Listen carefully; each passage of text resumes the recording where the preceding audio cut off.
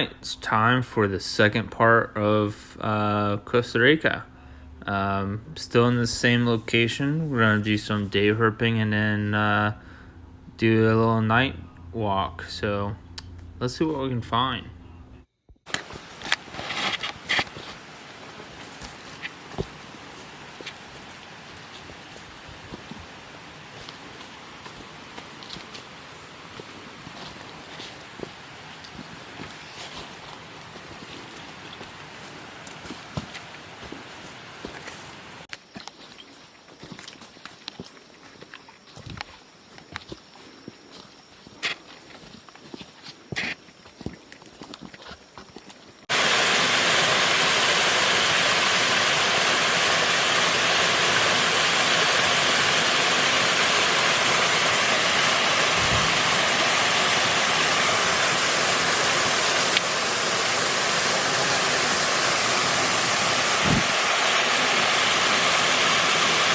Alright, the only herp that we saw during the day was this lank broadhead litter frog.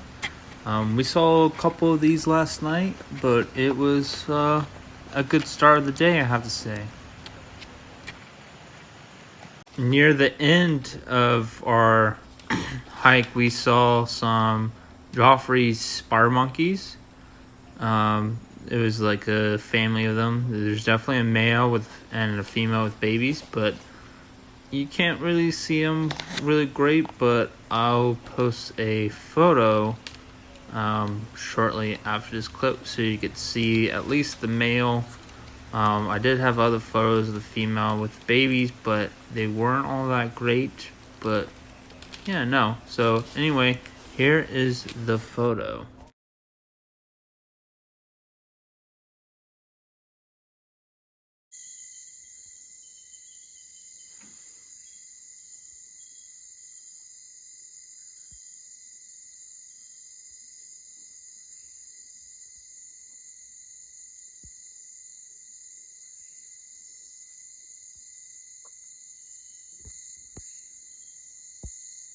And the first herp of the night was the first one of the trip. It's a red web tree frog.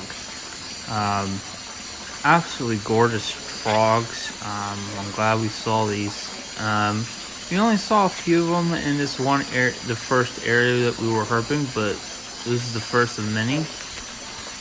The next herp was a tadpole of a crown tree frog and a homemade nursery. And then way far away, that little green spot was a red-eye leaf tree frog. But cool. And of course, we can't go on a night without seeing a tink frog.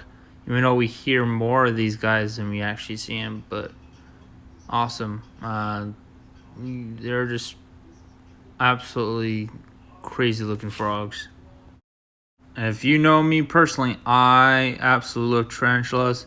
This is the first tarantula species of the trip. This is a Costa Rican orange mouth tarantula, an arboreal species that they get this name because the hairs around the mouth, I can't really call it anatomically wise, are orange. And then while we were crossing a stream, we saw this stream anole resting on a rock.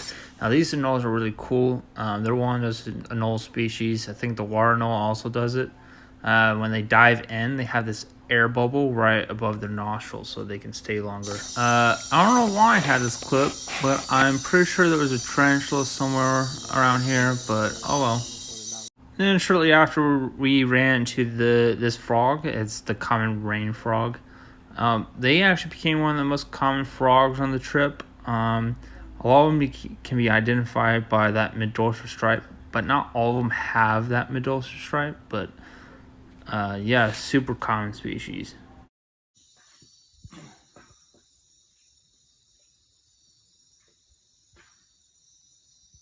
Now this is the frog I was super excited to see. This is the ghost glass frog. They just became one of my favorites with his eyes. That white with that reticulated. I there's lost for words. I was really excited for this. And then shortly after, I didn't get video, but we saw this Albany keelback up in the canopy, but cool. And then shortly after we get out of the streams, another common sight is this Noble's masked little frog. There's another common species. And then we saw one of my other top target species of the trip, the Eyelash Pitviper. This is a young one, but dude, I'm so happy we found this species. It's just one of those species that are iconic in Costa Rica. You just have to see them when you go. But yeah. Boy, you don't want to get stung by those. Whew. And then we got an actual adult crown tree frog. A better view, actually saw its face. You know, not like the one that we saw the night before where you only got the behind. But, man, these frogs are quickly becoming one of my favorite species that we saw in Costa Rica. Oh, man.